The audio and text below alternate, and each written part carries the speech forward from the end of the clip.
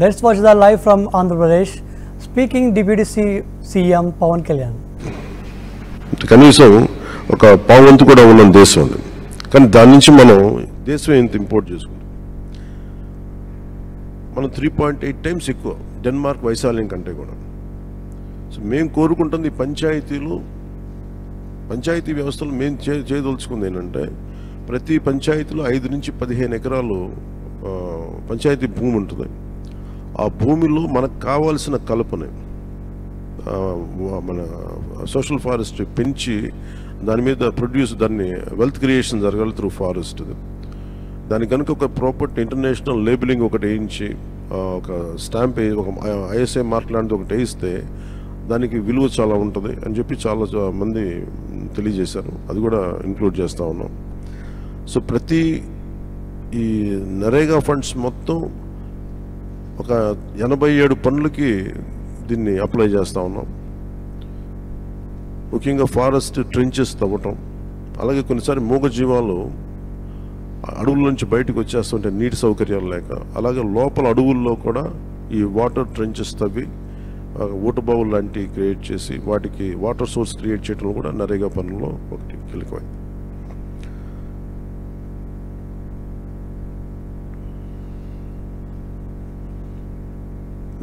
ఇంకొకటి ప్రతి పంచాయతీకి సంబంధించి మేము ఐడెంటిఫై చేస్తున్నాం. ఇది టూరిజం ఏరియాల దగ్గరగా ఉండే పంచాయతీలు, ఎకో టూరిజంకి దగ్గరగా ఉండే పంచాయతీలు, లేదంటే ప్రత్యేకించి మన ఉప్పాడ మంగళగిరి లాంటి చోట ప్రత్యేకంగా మన చీరలు మన నేతలు మన నేత పరిశ్రమలు ఉన్నాయి, దాన్ని ప్రత్యేకంగా విజిట్ చేసేలాగా. ఇప్పుడు చాలామంది కంచికి వెళ్తారు ఆ చీరలు కొనుక్కోవడం కోసం. సో అలాంటి సౌకర్యాలు వాళ్ళ ఊళ్ళకి వచ్చి మగ్గాల దగ్గరికి వచ్చి చూసుకొని కొనుక్కోలేక ఇట్లాంటివి ప్రత్యేకమైన దృష్టి పెడతా ఉన్నాం. సో ఈ దృష్టిలో మేమందరం పనిచేసుకుంటూ వెళ్తున్నాం తెలియజేసుకుంటూ, రేపు మీ అందరి సహాయ సహకారాలు కూడా కావాలి. మొట్టమొదటిసారి భారతదేశంలోనే ఇన్ని వేల పంచాయతీలకి చేయలేదు, దానికి మనం శ్రీకారం చుట్టాం. ఈ కొత్త ప్రభుత్వానికి మీడియా వారి ఆశీస్సులు, మీ సహాయ సహకారాలు కావాలని కోరుకుంటూ సెలవు తీసుకుంటున్నాను.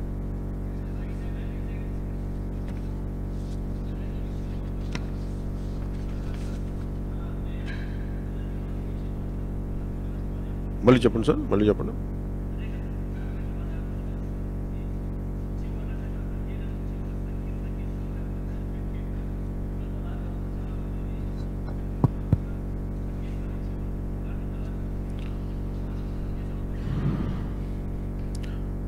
మీకు చూపించాను కదా, దీంట్లో ఇందాక మీకు చదివిన దాంట్లో 40,579 కోట్ల పనులు అలాట్ చేశారు పోయినసారి. నేను రివ్యూస్ చేస్తున్నప్పుడు చాలా తప్పులు జరిగినాయి. ఉదాహరణకి పైప్ లైన్లు వేశారు. నేను నరేగా పనులు ఏం చేశారు, పైప్ లైన్లో కూడా జల్ జీవన్ మిషన్ కోసం పైప్ లైన్లు వేసి దానికి కూడా వాడారు. చివరికి చూస్తే పైప్ లైన్లు వేస్తున్నాయి కానీ వాటికి కనెక్టింగ్ సోర్స్ పాయింట్ లేదు, ఎక్కడికి ఇవ్వాలో తెలియదు, పైప్ లైన్లు అయితే వేస్తున్నాయి. అలాగే కొన్ని చోట్ల సర్పంచులు కూడా తెలియదు. సర్పంచులు ఏం చేశారు, నాయకులు ఏం చేశారంటే, కొంతమంది ఆ ప్రభుత్వ నాయకులు మస్తర్ బుక్ పుస్తకం తీసుకొచ్చి మీరు దాంట్లో సంతకాలు పెట్టించుకొని ఒక 10 మంది 15 మంది చేత తహసీల్దార్ ఆఫీసులో వచ్చి వాళ్ళు సంతకాలు పెట్టించుకొని పంపించేశారు. దారుణం ఏంటంటే సర్పంచులు కూడా తెలియదు ఏ పనులు ఏం దేనికి జరిగినాయని. చాలా అవకతవకలు, చాలా మనీ దుర్వినియోగం అయితే జరిగింది. దానికి ఇప్పుడు ఏంటంటే మనకి సోషల్ ఆడిట్ చాలా బలహీనంగా పనిచేస్తుంది. మన రివ్యూ మీటింగ్లో కూడా మాట్లాడుతుంది, నిఘా విభాగానికి ఇంకొక నిఘా విభాగం పెట్టాల్సిన అవసరం వచ్చిందని. అందుకని దాంట్లో మేమేం చూస్తున్నామంటే, నిఘా విభాగానికి బాగా కొంచెం బలమైన పోలీస్ వ్యవస్థ నుంచి ఉండే వ్యక్తిని కొన్నిసార్లు ఆర్టీసీ చైర్మన్గా పోలీస్ శాఖను ఎట్లా వేస్తారు, నిఘా విభాగానికి మటుకు ఒక సిన్సియర్ పోలీస్ అధికారిని పెట్టాలి. ఈ సోషల్ ఆడిట్ విభాగానికి అవకతవకలని తగ్గించేలాగా లేకుండా చూసే బాధ్యత అలాంటి వ్యక్తి ఉంటే బాగుంటుందని మేము నమ్ముకున్నాం. అది మా ఇంటర్నల్ మీటింగ్స్లో వచ్చింది. I think that would one issue which we can I think we will take it forward.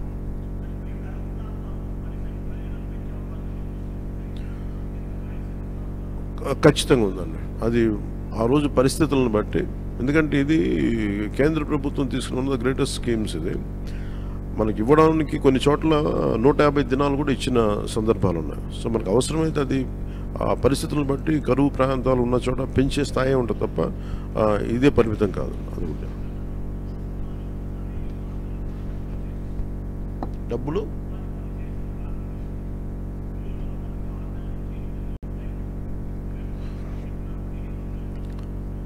మీరు చూస్తే ఇప్పుడు మీకు ఫస్ట్ టైం ఏం చేసామంటే నేను పంచాయతీ వ్యవస్థ నేను తీసుకోగా నేను అడిగింది ఏంటంటే పంచాయతీలో ఏ పనులు చేసినా సిటిజన్స్ ఇన్ఫర్మేషన్ బోర్డు ఉండాలి. ఇదివరకు ఉన్నాయా అంటే ఆ ప్రాక్టీస్ 20 years బ్యాక్ ఉండేది, ఇప్పుడు పెట్టట్లేదు అని పెట్టారు. ఎందుకు పెట్టట్లేదు పెద్ద రీజన్ ఏం లేదు, అడిగేవాళ్ళు లేరు. నేను చెప్పాను ప్రతి చోట పంచాయతీ సిటిజన్ ఇన్ఫర్మేషన్ బోర్డు ఉండాలి. అలాగే ఇది మేము పెట్టింది ఏంటంటే ప్రతి పంచాయతీలోనూ ఈ డిస్ప్లే బోర్డుని మీరు ఇక గ్రామసభ అయిపోయిన తర్వాత ఏ పనులు ఒప్పుకున్నాం, ఈ పంచాయతీ ఏ పనులకు ఒప్పుకుంది, ఎంత డబ్బు అలొకేట్ చేసింది ఏ పనులకి, ఇది గోడల మీదే కాకుండా సోషల్ మీడియా యువత కూడా ఏం చెప్పండి, మీ సోషల్ మీడియాలో ఇది మీరు డౌన్లోడ్ చేసుకోండి. ఇది డౌన్లోడ్ చేసుకొని మీరు భాగస్వామ్యం కావడానికి మీరు కూడా దీన్ని పదే దీన్ని చూసుకొని మీరు క్రాస్ చెక్ చేసుకోండి. అది మీకు అడిగే హక్కు ఉంటుంది అనేది ఇలా చెప్తున్నాం. 2 సోషల్ ఆడిట్ మటుకు చాలా బలంగా తీసుకున్నాం. సోషల్ ఆడిట్లు గతంలో కూడా మన సోషల్ ఆడిట్ చేసిన హెడ్ మీద కూడా చాలా అభియోగాలు వచ్చినాయి.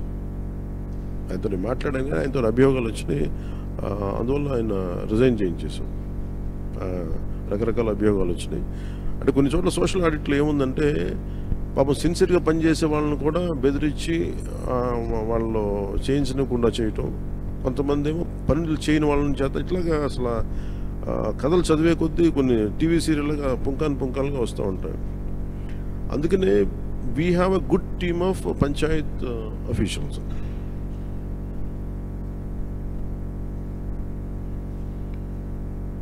గుడ్ టీమ్ ఆఫ్ పంచాయత్ అఫీషియల్స్ని పెట్టాం. పంచాయత్ వ్యవస్థ కానీ ఎనీ డిపార్ట్మెంటల్ వ్యవస్థ ఎలా పనిచేస్తుంటే ఎవరైతే దాన్ని నడుపుతారో ఆ వ్యక్తి తాలూకు కమిట్మెంట్ బట్టి కింద అదే పర్క్యులేట్ అవుతుంది. సో నేనేం చెప్పానంటే పంచాయతీరాజ్ వ్యవస్థకి ఇది మేము చాలా నలిగి కష్టపడి ఇక్కడ దాకా వచ్చాం. The purpose of this entire election stage to bring transparency and accountability. జవాబుదారితనం తీసుకొస్తాం, పారదర్శకత తీసుకొస్తాం. దాంట్లో భాగంగానే మేము ఇది చేస్తాం, ఇలా చేయబోతున్నాం అని చెప్పాం. ఐ థింక్ అధికారులందరూ కూడా దాన్ని అర్థం చేసుకున్నారు. అండ్ వీఆర్ రెగ్యులర్గా దాన్ని మానిటరింగ్ చేస్తూ ఉన్నాం. ఇందాక మీరు అడిగిన ప్రశ్నకి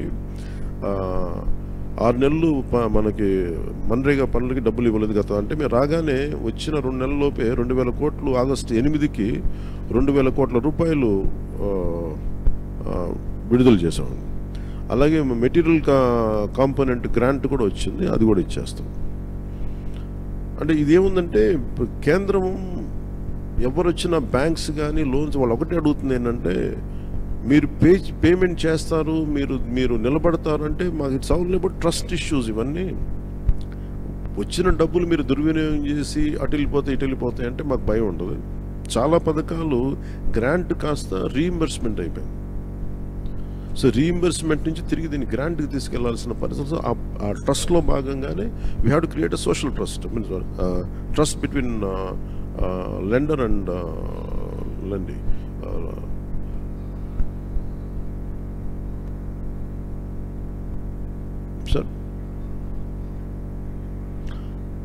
సార్ ఒక్కటి మనం దీంట్లో మీరు రైట్ ప్రశ్న, అది ఫ్లోరైడ్ పెరిగిపోవడానికి ఫస్ట్ బోర్వెల్స్ డీప్గా వేసేస్తున్నాం. ఒక లోపలికి వెళ్తే మీరు అనేది పల్నాడు కానీ గుంటూరు కానీ కొన్ని మన మార్కాపురం ఇలాంటి ఒంగోలు చోట ఇంకా మనకి ఇల్లే కొద్దీ డీప్గా మీకు ఫ్లోరైడ్ పడుద్ది ఎక్కడైనా సరే. మీరు నల్గొండ ఒక ఎగ్జాంపుల్ చూస్తే నల్గొండ చాలా వరకు ఇట్లాగే ఉండేది. ఒక మన కృష్ణానది నీళ్ళు వెళ్ళి ఇవన్నీ. దాంతోపాటు దుస్సర్ల సత్యనారాయణ గారు అని చెప్పి ఆయన వాటర్ దీనికోసం చాలా పోరాటం చేశాడు, జలయోధుడు అంటారు. ఆయన చేసింది ఏంటంటే ఫారెస్ట్ని డెవలప్ చేసుకుంటాడు ఆయన ల్యాండ్లో, అంటే వాటర్ కన్జర్వేషన్. సో గ్రామాల్లో నేను పెట్టిన ఇదేంటంటే మీరు బోర్వెల్స్ ఒక 100 అడుగులు పడితే నెక్స్ట్ సంవత్సరం నెక్స్ట్ సీజన్కి పడవు, మళ్ళీ ఇంకొక 50 అడుగులు ముందుకెళ్ళేటోడికి అక్కడి నుంచి వచ్చేది మనకి ఫ్లోరైడ్ వాటరే వచ్చేస్తాయి, which is effecting kidneys and bones. అందువల్ల ఇది అయిపోతున్నాయి.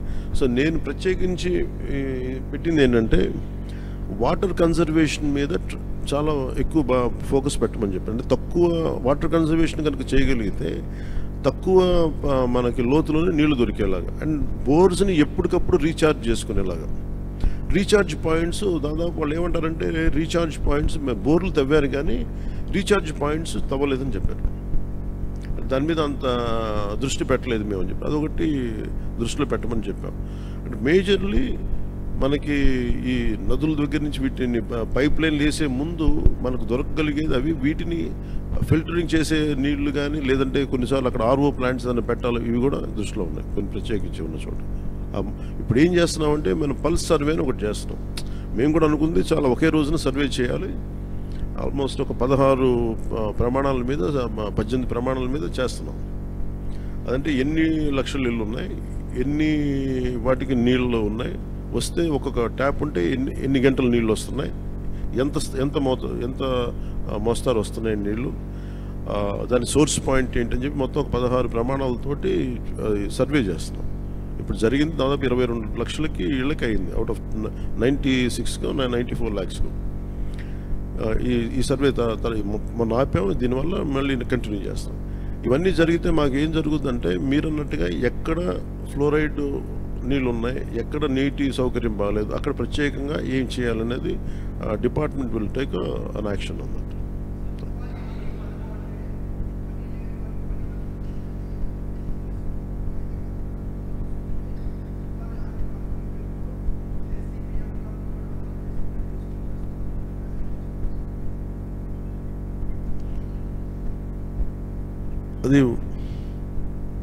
అది ఏ పరిస్థితుల్లో ఒకసారి కూర్చోవాలండి.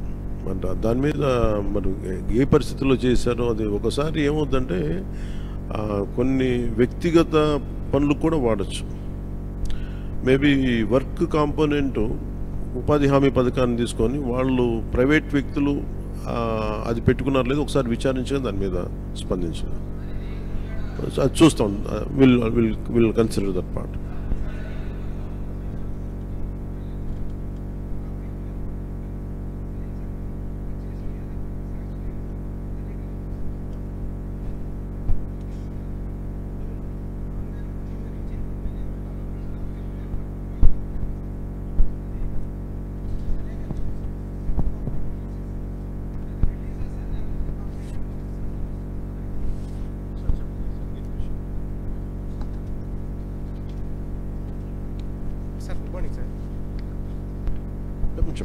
సార్ 2019 నుంచి 2024కి 45,000 కోట్ల రూపాయలు సెంట్రల్ గవర్నమెంట్ నరేగా నిధులు రిలీజ్ చేసింది సార్. అదంటే అది రిలీజ్ చేసిన అమౌంటా సార్, లేకపోతే మొత్తం ఇంప్లిమెంటేషన్ చేసిందా? ఇంప్లిమెంటేషన్ కానీ తీసుకున్నాను, ఇంప్లిమెంట్ చేసేసుకున్నాం. మనకి మురిగిపోయిన నిధులు ఎన్ని ఉన్నాయి సార్? నిధులు మిగులుతుంటే మా పరిస్థితి ఇలా ఉండేది కాదు కదా. ఏ సార్ నిధులు మిగులున్నాయి అంటున్నారా? ఎస్ సార్, చాలా వర్కులు చేయలేదు కదా సార్. ఇప్పుడు మీరు మీ వెనక ఇప్పుడు సిటిజన్ నాలెడ్జ్ బోర్డులో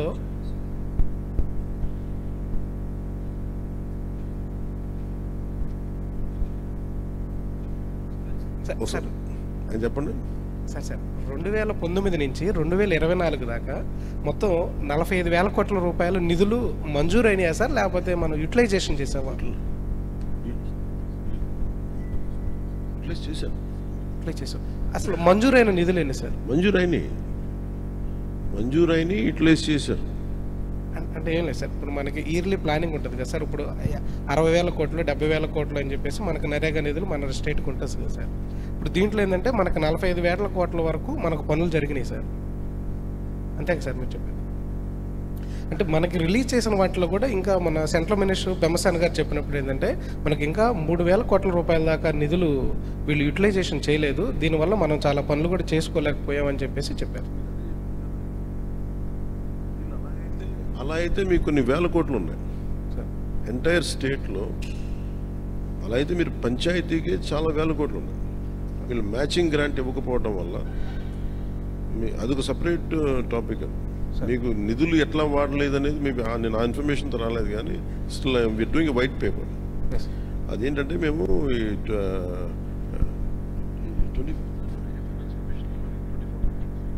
15th ఫైనాన్స్ కమిషన్ గ్రాంట్స్ ఇంకా వాళ్ళు సరిగ్గా ఉపయోగించుకోలేదు. మరి చాలా గ్రాంట్స్ అట్లా ఉండిపోయినాయి.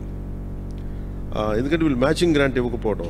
సో మీరు అలా తీసుకుంటే దాని it will be more than few thousands of crores, not just that part will let you know. ఆ ఇన్ఫర్మేషన్ ప్రస్తుతం నా దగ్గర లేదు. అంటే ఏం లేదు సార్, ఇప్పుడు నరేగాకి చేసేటటువంటి పనులు మీరు 84 రకాల పనులు నేను చెప్పారు.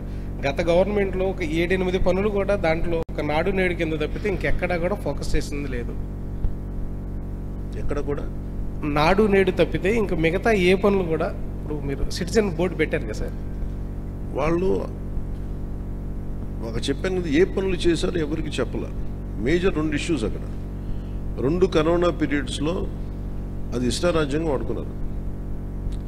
అది ఇండిపెండెంట్ వర్క్స్కి వెళ్ళిపోయినాయి ఎక్కువ, లేదంటే జనరల్గా డబ్బులు ఇచ్చి ఏ పని చేయించకుండా వదిలేశారా, ఇవన్నీ ఓన్లీ ఒక సోషల్ ఆడిట్, గతంలో జరిగిన సోషల్ ఆడిట్ మీద కొంత నివేదికలు తీస్తే దాని మీద ఉంటుంది.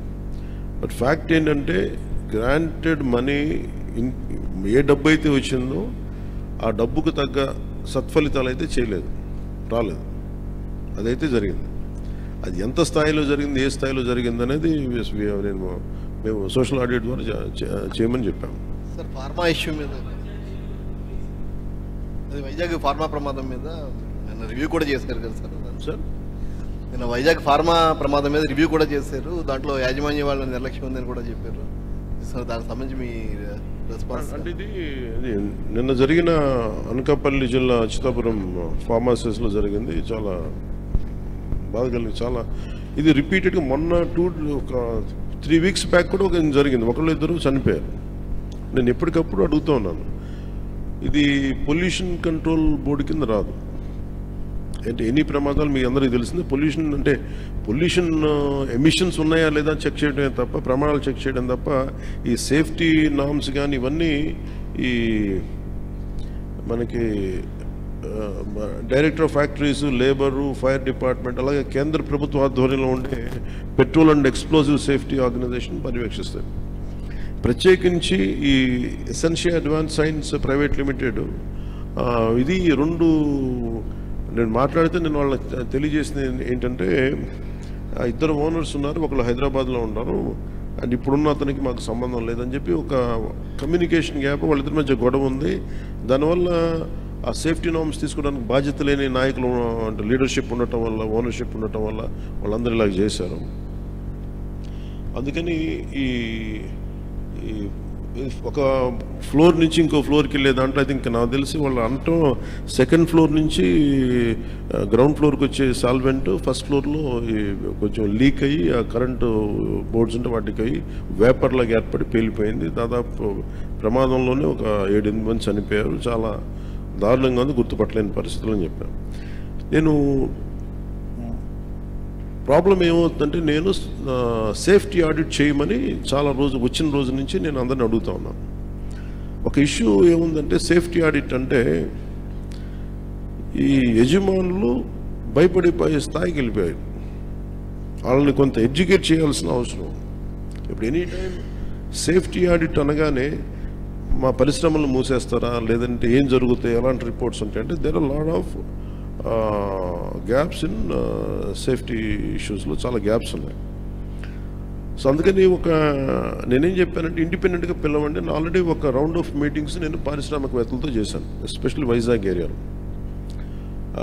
హిందుస్థాన్ మన షిప్పింగ్ యార్డ్ వాళ్ళతో కూర్చోబెట్టి నేనేం చెప్పానంటే, మీరు ఎన్ని చర్యలు తీసుకుంటారు పనిచేసే వాళ్ళకి కానీ, పొల్యూషన్ కంట్రోల్ నామ్స్కి సంబంధించి మీరు ఎలాంటి చర్యలు తీసుకున్నారు మాకు వివరించండి అంటే, మేము వాళ్ళు గతంలో కంటే ఇప్పుడు బాగా చేస్తూ ఉంటాను, కానీ they are not to the satisfactory level. ఇప్పుడు ఒకేసారి మనం ఈ పొల్యూషన్ ఇవన్నీ మన ఈ నామ్స్ అన్నీ పెడితే ఇండస్ట్రీ షుడ్ కమ్ ఫార్వర్డ్. అంటే ఇది నేను ప్రత్యేకించి నేను చాలా రోజుల నుంచి నేను కోరుకుంటా ఉన్నాను. నేను ప్రత్యేకించి మరీ చెప్తున్నాను. ఇప్పుడు అంటే నేను ఎందుకు కొంత ఒక అడుగు ముందుకేయడానికి నేను ఎందుకు సంకోచిస్తున్నానంటే, ఒకసారి అది ప్రభుత్వానికి ఇబ్బందిగా ఉండకూడదు. గబుక్కి నా ఉద్దేశం సేఫ్టీ ఆడిట్, జనాల ప్రాణాలు పోకూడదు, కార్మికుల ప్రాణాలు పోకూడదు అనుకునే పరిస్థితిలో ఉంటాను నేను ఎప్పుడు. అలాంటిది మళ్ళీ ఇది ఇలాంటి సేఫ్టీ ఆడిట్ చేస్తే ఉన్న పరిశ్రమలు వెళ్ళిపోతాయి అని చెప్పి ఒక వదంతి ఉంది. అది కొంచెం మాట్లాడతారు నాతోటి, మీరు ఇలా చేస్తే పరిశ్రమలు వెళ్ళిపోతాయి, పరిశ్రమలకి అనుకూలమైన వాతావరణం ఉండదు అంటే. నా ఉద్దేశం ఏంటంటే అది కనీస భద్రత అనేది పరిశ్రమలు ఇవ్వాల్సింది కదా. నేను పరిశ్రమల్లో ఇంక్లూడింగ్ ఆక్వా వాళ్ళకు కూడా చెప్పాను. సో గ్రేట్, చాలా సంపాదన ఉంది, రాష్ట్రానికి ఆదాయం ఉంది, మనకి ఈ పరిశ్రమల వల్ల చాలా సంపాదన ఉంది. కానీ ప్రయారిటీ ఎవరైతే పని చేస్తారో వాళ్ళకి ప్రాణరక్షణ కూడా చాలా అవసరం కదా. ఆ నామ్స్ ఏంటి ఒకసారి మాట్లాడదామని నేను అనుకుంది ఏమంటే సెప్టెంబర్ మిడ్లో వెళ్దాం అనుకున్నాను. నా విల్ మేక్ ఇట్ సెప్టెంబర్ ఈ మంత్ ఎండింగ్లోనే నేనే వెళ్ళి కూర్చుంటే ఒక మీటింగ్ చేస్తాను ప్రత్యేకించి వైజాగ్ పొల్యూషన్ కానీ వైజాగ్లో ఉండే చుట్టుపక్కల పరిశ్రమలో ఉండే సేఫ్టీ నామ్స్ వీటి మీద నిరంతరం ఇది ఒక ప్రాక్టీస్ అయిపోయింది. ప్రతి 2 వారాలకు 3 వారాలకు మైనర్ ఇన్సిడెంట్ మేజర్ ఇన్సిడెంట్ జరుగుతూ ఉంది. వీటికి ఇంకా అది మినిమైజ్ చేయాలి, అసలు కంప్లీట్గా ఎలిమినేట్ చేసే పరిస్థితికి రావాలంటే ఏం చేయాలని ఒక కలెక్టివ్ అక్కడ ఉన్న పారిశ్రామికవేత్తల ద్వారా ముఖ్యంగా కెమికల్ ఇండస్ట్రీస్ లేదంటే ఫార్మాస్యూటికల్స్ వాళ్ళతోటి కూర్చోవాలి. అలాగే ఫార్మాస్యూటికల్ ఇండస్ట్రీస్ కూడా ఎఫ్లూయెన్స్ 2 కిలోమీటర్ల లోపలికి వదిలేస్తూ ఉంటున్నారు, కానీ దానిలో కూడా చాలా ఇబ్బందులు ఉన్నాయనేది చెప్తా ఉన్నారు. వీటి మీద ఒక క్లీన్ సేఫ్టీ మన పొల్యూషన్ ఆడిట్ అయితే జరగాలి. అది we will take it forward. ఎందుకంటే ఇది చాలా బాధ కలిగిస్తుంది. ప్రతిసారి చనిపోవటం, సంతాపం ప్రకటించడం లేదంటే ఎక్స్గ్రేషియా ఇవ్వటం, ఇది ఒక ప్రాణాలకి ఒక విలువ లేకుండా ఇస్తున్నాం, కానీ అది లోపల చాలా చాలా కలిచేసేది, బాధేస్తుంది. ఇది కొంచెం ఇంటెన్స్ మీటింగే పెట్టాల్సి వస్తుందండి. అది will take it forward in coming days. Sir good morning sir. మీరు చెప్పండి.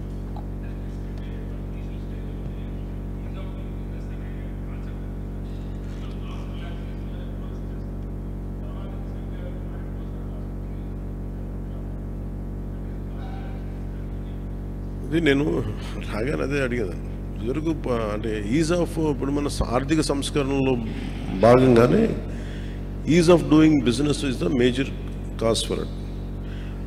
దాన్ని ఇంకొంచెం ఈజ్ ఆఫ్ డూయింగ్ బిజినెస్ ఉంటూనే ఈ ప్రమాణాలు పాటించేలాగా ఎలా చేయాలనేది ఒక బలమైన ఎక్సర్సైజ్ చేయాలి. అది దృష్టిలో ఉంది, దాన్ని ఖచ్చితంగా చేస్తాను. ఎందుకంటే అంటే ఇదేమైపోతుందంటే నేను ఒక్కసారి ఎక్కువ అధికారులతో మాట్లాడుతుంటే కూడా అధికారులకి ఏముందంటే మీకే ఇబ్బంది అవుద్ది కాబట్టి మీకు ఈజ్ ఆఫ్ బిజినెస్ మీకు ఉదాహరణకి 2009 నుంచి 2011కి వైజాగ్ పొల్యూషన్ ఇంక దేశంలో ఎంత లేనట్టుగా ఉన్నాయి. అలాంటి డిఫరెంట్ ఎమిషన్స్ వల్ల మొత్తం పొల్యూషన్ కంట్రోల్ బోర్డ్ స్టాప్ చేసేసింది. ఇంకే పరిశ్రమలు ఇవ్వము, మొత్తం కట్ డౌన్ చేసుకుంటే మళ్ళీ బై 2013కి అన్ని ఎమిషన్స్ తగ్గినాయి. తగ్గిన తర్వాత మళ్ళీ ఈజ్ ఆఫ్ బిజినెస్ రూల్స్ మీద మళ్ళీ ఇచ్చేసారు. మళ్ళీ ఇచ్చేస్తే మళ్ళీ పూర్వస్థితికి చేరుకుంది మళ్ళీ. సో ఎప్పటికప్పుడు ఒక సమీక్ష జరిపేలాగా ఇది ఇట్ షుడ్ బి కంటిన్యూస్. ఏ ప్రభుత్వం వచ్చింది అది కంటిన్యూస్ ప్రాసెస్లో ఉండాలి. కానీ అది కొంత చేయకపోవటం, కొంత పొలిటికల్ సపోర్ట్ ఉండాలి ఇలాంటి పరిస్థితులకి. At the same time bureaucracy కూడా కొంచెం బలంగా పనిచేయాల్సిన అవసరం ఉంది. ఆ నామ్స్కి ముందుకు తీసుకెళ్ళాలి. Will take that point.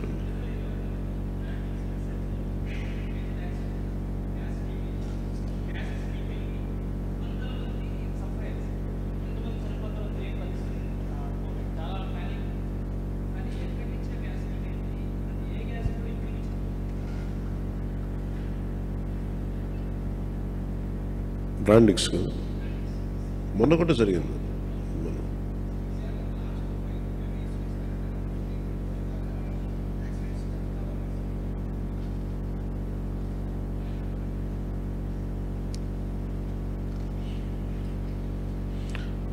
ఇది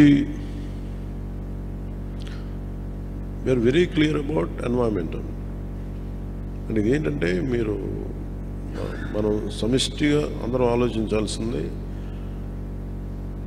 పరిశ్రమలు కావాలి, పర్యావరణాన్ని సమతుల్యతను పాడవని పరిశ్రమలు కావాలి. దానికి ఏంటంటే ఒక్క వ్యక్తి ఒకళ్ళు కాదు, కానీ దీంట్లో అందరి బాధ్యత ఉంది. సో దీన్ని వచ్చే 3 నెలల్లో మేము ఖచ్చితంగా దీనికి ఒక కార్యాచరణ చేయాలి. అది మొదలుపెట్టాం. అది అంచెల వారికి మీకు తెలియజేస్తాం. Thank you. Sir good morning sir. ఒక చిన్న సబ్మిషన్ సార్. గుడివాడ నియోజకవర్గం సార్. గుడివాడ నియోజకవర్గంలో ఒక నాగవరం అనే గ్రామం ఉంది సార్. ఆ గ్రామం వచ్చేసి 2 నియోజకవర్గాలు, 2 మండలాలు, 2 పంచాయతీల్లో ఉండడం వల్ల ఊరికి ఎటువంటి ఫెసిలిటీస్ లేవు సార్. ఇప్పుడు కూడా స్టిల్ ఈ రోజుకి వాళ్ళు బోరుబావుల ద్వారా డ్రింకింగ్ వాటర్ తాగుతున్నారు సార్. అవి బోరుబావులన్నీ ఎండిపోయి వాళ్ళకి డ్రింకింగ్ వాటర్ కూడా లేవు సార్ ఆ గ్రామంలో. ఊరి పేరు నాగవరం సార్. అది 2 పంచాయతీలకి అటు పక్కన సగం ఇళ్ళు వచ్చేసి ముక్కోలు పంచాయతీలో ఉన్నాయి సార్. ముక్కోలు పంచాయతీ గూడూరు మండలం పెడ నియోజకవర్గం సార్. కొన్ని హౌసెస్ వచ్చేసి వేమవరం పంచాయతీ గుడ్లవల్లేరు మండలం గుడివాడ నియోజకవర్గం సార్. ఊరి పేరు నాగవరం సార్. నాగవరం సార్. వేమవరం నుంచి 3 కిలోమీటర్లు సార్. అటు నుంచి ముక్కోలు నుంచి వస్తున్నా సరే 3 కిలోమీటర్లు సార్.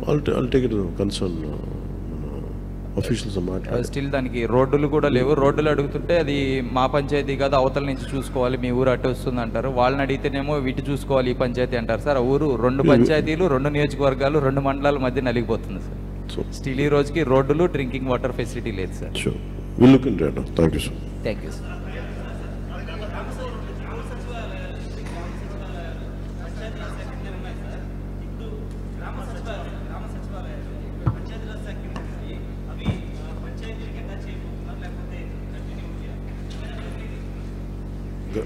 గ్రామ సచివాలయ దాని మీద డిస్కషన్ జరుగుతుంది. ఏది అప్రోప్రియేట్ ఉంటే దాన్ని ముందుకు తీసుకెళ్తాం. దయచేసి మీరందరూ ఒక ముగింపు వాక్యంగా ఇచ్చిన మాట ప్రకారం మేము ఈ పంచాయతీరాజ్ వ్యవస్థని బలోపేతం చేస్తామని చెప్పాం. పారదర్శకత, జవాబుదారీతనం ప్రభుత్వ పనితీరులు తీసుకొస్తామని చెప్పాం.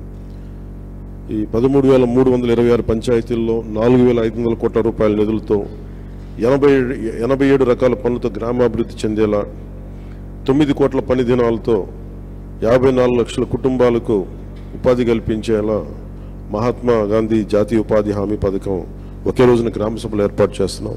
వాటికి మీ సహకారం కావాలని కోరుకుంటూ సెలవు తీసుకున్నాం. జై హింద్.